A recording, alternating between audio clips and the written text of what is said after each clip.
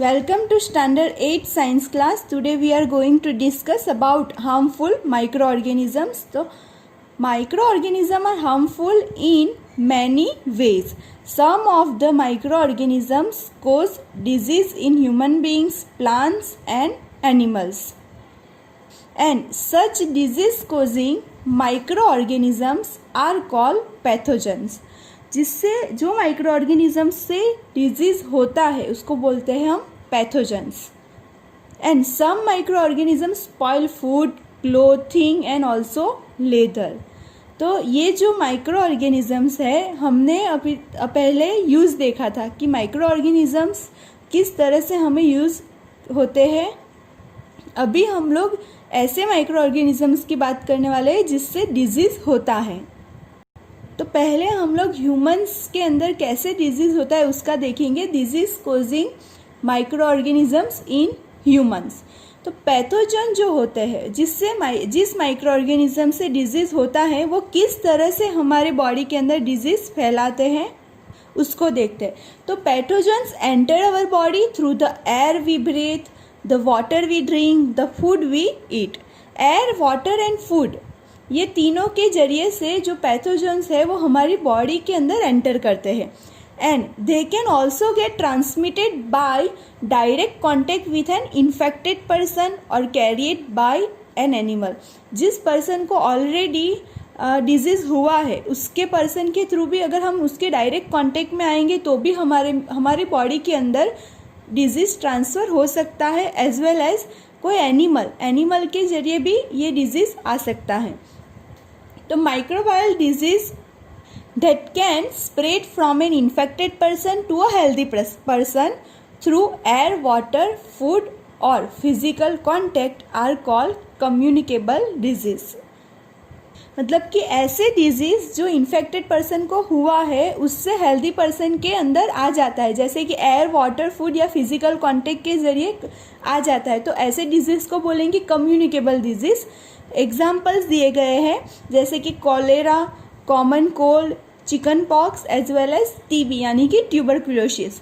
और अभी की बात करें तो ये जो कोरोना वो भी एक कांटेक्ट के ज़रिए ही होता है. तो it is also communicable disease. तो अभी हम देखते हैं कि ये डिजीज़ कैसे फैलता है. तो when a person suffering from a common cold, sneeze, fine droplets of moisture carrying thousands of virus are spread in the air. जब किसी पर्सन को इस तरह का common cold as well as sneeze हुआ है तो जब वो खांसता है या छींकता है तब उस जो फाइन ड्रॉपलेट्स गिरते हैं तो उसके अंदर मॉइस्चर होता है जिसके अंदर कई सारे वायरस होते हैं और ये वायरस एयर में फैलता है. और अगर यही हेल्दी पर्सन जो है वो ये वायरस के कांटेक्ट में आ जाता है लाइक ब्रीथिंग एंड, या तो वो पर्सन के कांटेक्ट में आया है, हेल्दी पर्सन जो है वो ये इन्फेक्टेड पर्सन के कांटेक्ट में आया है, फिजिकल कांटेक्ट में आया है, तब भी वो पर्सन को इन्फेक्शन हो जाएगा. तो यहाँ पे बूझो पूछ रहा है कि then how do you prevent the spread of communicable disease. तो हमें इस तरह के कम्युनिकेबल डिजीज़ से कैसे बचना चाहिए. तो पहली बता रही है कि we should keep a handkerchief on the nose and mouth while sneezing and it is better to keep distance from the infected person. तो ये डिस्टेंस बनाए रखना बहुत ही ज़रूरी है ताकि डिजीज़ जो है वो फैल ना सके. एज वेल एज हैंकरचीफ का यूज़ करना चाहिए जब भी इस तरह का कोल्ड एंड स्नीज हुआ है तब. नेक्स्ट देखते हैं. आगे जो है वो हमें कैरियर्स के बारे में दिया है. तो ऐसे कई सारे इंसेक्ट एंड एनिमल्स हैं जो कैरियर्स की तरह एक्ट करते हैं, जो डिजीज़ फैलाने का काम करते हैं. लाइक दो एग्जांपल्स दिए हैं आप लोग को, एक हाउस फ्लाई का और दूसरा मॉस्किटो का दिया गया है. तो house fly is one such a carrier. तो ये हाउस फ्लाई से किस तरह से डिजीज़ फैलता है उसका देखते हैं. तो देखो, गार्बेज या है एनिमल एक्सक्रिएटा, ये सब पे अगर ये जो फ्लाइज है वो बैठती है तो अगर इसके अंदर गार्बेज एंड एनिमल एक्सक्रिएटा के अंदर ये डिजीज़ फैलाने वाले पैथोजेंस होंगे तो ये पैथोजेंस जो है वो ये फ्लाइज की बॉडी पे स्टिक हो जाते हैं. तो अभी यही फ्लाइज जो है वो अनकवर्ड फूड पे अगर बैठती है तो ये पैथोजेंस है वो अनकवर्ड फूड पे ट्रांसफ़र हो जाता है, और यही अनकवर्ड फूड अगर कोई पर्सन खाता है तो उसके अंदर ये पैथोजेंस फैल जाता है और वो पर्सन जो है वो बीमार हो जाता है। तो यही एडवाइस है कि always keep the food covered and avoid the consuming uncovered food items. Another example भी दिया है जो मॉस्किटो का दिया है, the carrier is the female anopheles mosquito which carries the parasites of malaria which is called plasmodium. जो anopheles mosquito जो female होती है, फीमेल एनोफिलिस मॉस्किटो, ये मलेरिया कोजेस जो डिजीज़ है उसको फैलाने का काम करती है। सेकेंड एग्जाम्पल दिया है female aedes mosquito which act as a carrier of dengue virus. देखो दोनों में नाम में गलती मत करना, जो एनोफिलिस मॉस्किटो है वो मलेरिया फैलाने का काम करता है और एडिस मॉस्किटो है वो डेंगू वायरस को फैलाने का काम करता है। तो मलेरिया का कैरियर्स हुआ एनोफिलिस मॉस्किटो एंड डेंगू का कैरियर जो है वो फीमेल एडिस मॉस्किटो हुआ। तो how can we control the spread of malaria और डेंगू? तो हम इसको कंट्रोल कैसे कर सकते हैं? यहाँ फिगर 2.8 में फीमेल एनोफिलिस मॉस्किटो का फिगर दिया गया है। तो यहाँ पे पहली क्वेश्चन कर रहे हैं कि why does the teacher keep telling us not to let the water collect anywhere in the neighbourhood. यानी कि उसको क्वेश्चन हो रहा है कि हाँ, अब हमारी टीचर जो है वो एडवाइस करती थी कि हमारे आसपास जो भी जगह है वहाँ पे पानी जो है वो कलेक्ट होता नहीं रहना चाहिए, पानी जो इकट्ठा होता रहता है वो ऐसा नहीं होना चाहिए, वो उसको अभी ये याद आ रहा है। तो कैसे ये मॉस्किटो जो डिजीज़ फैलाते हैं उसको रोकना चाहिए, अभी ये डिस्कस करते हैं। तो ये जो मॉस्किटो होते हैं वो पानी में उनका जो नंबर होता है वो जल्दी बढ़ता है। All mosquitoes breed in water, hence one should not be let water collect anywhere in coolers, tyres, flower pot etcetera. जो tyres, coolers and flower pot में पानी जो जमा रहता है वो ऐसे पानी को जमा होने से रोकना चाहिए, पानी इकट्ठा नहीं रहने देना चाहिए। एंड हमारे आसपास की जो जगह है उसको क्लीन एंड ड्राई रखना चाहिए, जिससे कि मॉस्किटो का जो ब्रीडिंग है वो कम हो सके, मॉस्किटो का नंबर जो है वो कम हो सके, क्योंकि पानी के अंदर मॉस्किटो जो है वो जल्दी ब्रीड करते हैं।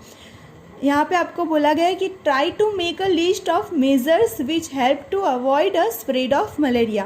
तो ऐसे कई सारे मतलब कि चीज़ें हैं, जैसे कि हमारी वाटर टैंक जो होती है, हमारी घर की वाटर टैंक, तो उसको भी टाइम से साफ़ रखना चाहिए। स्पेशली मानसून के टाइम पे हमारे आसपास जो जगह है, गार्डन एरिया है, जो गैलरी है, वो वहाँ पे साफ़ सफाई रखनी चाहिए। एंड पानी इकट्ठा नहीं होने देना चाहिए, जैसे कि फ्लावर पॉट से, टायर से, उस तरह का पानी इकट्ठा नहीं होने देना चाहिए, जिससे कि इस तरह के डिजीज़ ना हो पाए। तो नेक्स्ट हमें टेबल 2.1 दिया गया है, जिसके अंदर some common human disease caused by microorganism. Micro organism से कॉमन ह्यूमन डिजीज जो होते रहते हैं उसके बारे में दिया गया है। तो 4 कॉलम है। First is human disease, disease का नाम दिया गया है। And second is causative micro organism, किस माइक्रो ऑर्गेनिज्म से डिजीज होता है उसका दिया गया है। And third is mode of transmission, यानी कि किससे ये ट्रांसमिट होता है। And fourth is preventive measures general, इससे मतलब कि हमें ये डिजीज से बचने के लिए, ये डिजीज हो गया है तो क्या केयर रखनी है उसके बारे में दिया गया है। First is TB, it means tuberculosis, तो ये बैक्टीरिया से होता है एंड ये जनरली एयर के थ्रू फैलता है। Mode of transmission is air. Preventive measures में दिया गया है keep the patient in complete isolation, isolation में रखना चाहिए, as well as keep the personal belongings of the patient away from those of the others and vaccination to be given at suitable age. तो अगर tuberculosis हो जाता है तो इसमें भी क्या करना पड़ेगा कि पेशेंट को आइसोलेशन में रखना पड़ता है और उसकी चीज़ें जो है वो दूसरों की चीज़ों के साथ नहीं रखनी चाहिए और वैक्सीनेशन देना चाहिए। Next is measles. तो मिजल्स को जनरली ओरी भी बोला जाता है। तो इसके अंदर पेशेंट को होता क्या है कि जनरली ये 10 से 14 दिन के बाद में पता चलता है कि ये डिजीज़ हुआ है। इसके अंदर generally cough, runny nose, inflamed eyes, sore throat, fever and red blotchy skin rash हो जाती है, जिससे पता चलता है कि ये डिजीज़ हुआ है। और ये जनरली वायरस से फैलता है and mode of transmission is air. तो हम पहले ये 3 कॉलम देख लेते हैं, बाद में ये जो चारों डिजीज़ दिया है उसका कॉमन प्रिवेंटिव मेजर दिया गया है। तो हम लोग पहले ये 3 कॉलम यहाँ तक देख लेते हैं। Third is chicken pox.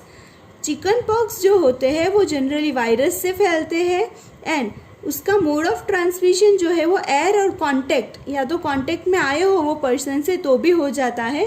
Fourth is polio. Polio जो है वो वायरस से होता है and mode of transmission is या तो एयर या तो वाटर, दोनों के थ्रू होता रहता है। तो ये जो चारों डिजीज़ है उसके अंदर जो प्रिवेंटिव मेजर है वो जनरल है कि आइसोलेशन में ही रखना चाहिए। वो पेशेंट की सारी चीज़ें दूसरे जो उसके रिलेटिव्स है या उसके साथ रह रहे उससे अलग रखनी चाहिए एंड वैक्सीनेशन जो है वो एक सूटेबल एज पे दे देनी चाहिए इसकी। नेक्स्ट इज कोलेरा, जो बैक्टीरिया के थ्रू होता है और उसका मोड ऑफ ट्रांसमिशन जो है वो वाटर एंड फूड। कोई खाना ऐसा खा लिया है तब भी ये हो सकता है। And next is typhoid. Typhoid भी बैक्टीरिया के थ्रू फैलता है और mode of transmission is water. तो अभी में ये अगर डिजीज़ हुआ है तो क्या केयर रखनी चाहिए, तो maintain a personal hygiene and good sanitary habit.